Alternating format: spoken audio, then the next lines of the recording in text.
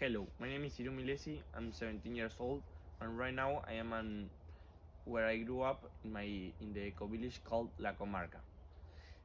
This eco village is situated near Sauce, a small town in Canelones, Uruguay, and this is my family's greenhouse, where my father, as a agroecological farmer, work every day. These vegetables are sold in my eco village and in some special organic agroecological markets.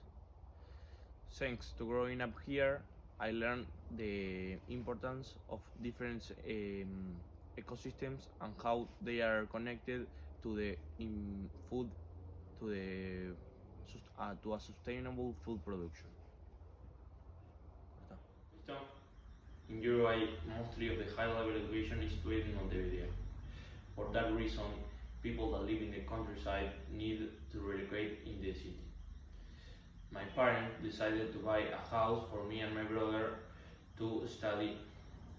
And the house they buy was an old battery shop and it needed a lot of work. My family and I made the decision to acquire the battery shop. Our intention was to renovate it. Initially, our plan seemed feasible on our observation and imagination. However, as we developed deeper into the project, we encountered unforeseen obstacles and complexities that exceeded our expectations.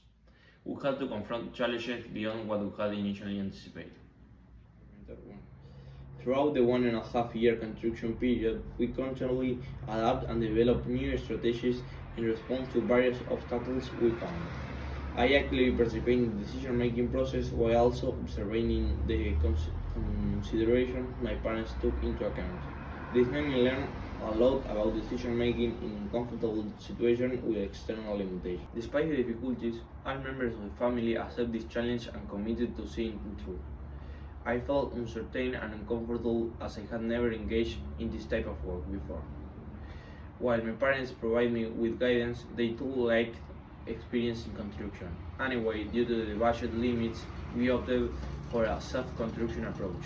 This forces us to devise strategies and make decisions collectively to complete the project successfully. I will discuss the decision-making process within my community, La Comarca, an eco-village. From its inception, we have embraced a consensus-based approach to decision-making. This means that every individual in the community must agree with the proceed resolution. These decisions are taken at the monthly meeting, and in case of an emergency, it can be sooner. While the method may be time-consuming, this requires extensive dialogue where ideas, thought, information, and emotion are exchanged to reach a collective solution. Occasionally, we face problems or disagreements among the community members. In such situations, we hold additional meetings to go deeper into the issue, allowing us more opportunities and time to address the concerns. These smart gatherings facilitate a focused discussion, leading us through a consensus. I take great pride into this decision-making approach as it demonstrates a respect for diverse viewpoints and encourages the exploration of alternative possibilities. Often, our final decision exceeds the initial perspective brought during the meeting, offering a new and innovative outcome. This here is our town hall where we made the meetings and other kind of activities.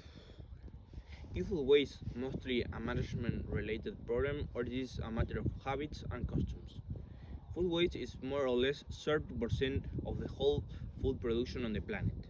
This doesn't mean we just throw away all that food. Its impact be far beyond that simple misuse. The substantial amount of energy expended in producing and transporting food often relies in fossil fuels, causing huge damage on the atmosphere. Additional uncountable hours of work are thrown away by many workers. Besides this, the whole ecosystem is devastated by the excessive use of pesticides and chemical fertilizers in the food production, and the cultivation methods like monoculture and deforestation causing huge damages to the soil, water, and the biodiversity. Moreover, it's important to note that this 30% static represents an average, and in certain regions, the percentage of food waste can be significantly higher, several times are due to cultural issues.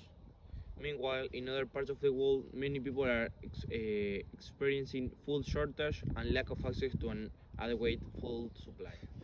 Large-scale farming is causing two of the biggest problems that are harming the land and the life of rural farmers in Uruguay: soil deterioration and rural migration. I have the privilege of growing up in an eco-village where I learned the importance of taking care of the environment and connecting with nature. On the other hand, when I was a kid, I attended to a rural school near my house where I shared classes with friends whose parents were small conventional farmers. Sharing with them showed me how it was like to be a small farmer and the way they interact with nature and food production. At the same time, in Uruguay, the three biggest crops are soybean, rice, and eucalyptus trees, which devastate the soil, use a huge amount of water, pesticides, and chemical fertilizers that deteriorate the whole ecosystem. Adding to this harm, large-scale production causes a big rural migration to the city, where people that have been living their entire life in rural environments are forced to move to urban areas. With this displacement, people lose their way of living, their culture, their friends, their neighbors, their social networks, and livelihoods, finding themselves in marginalized areas of the cities, working in precarious jobs and having a life that they don't want. This here is my father's cat water that has 2.5 million liters less than the last year in the same time.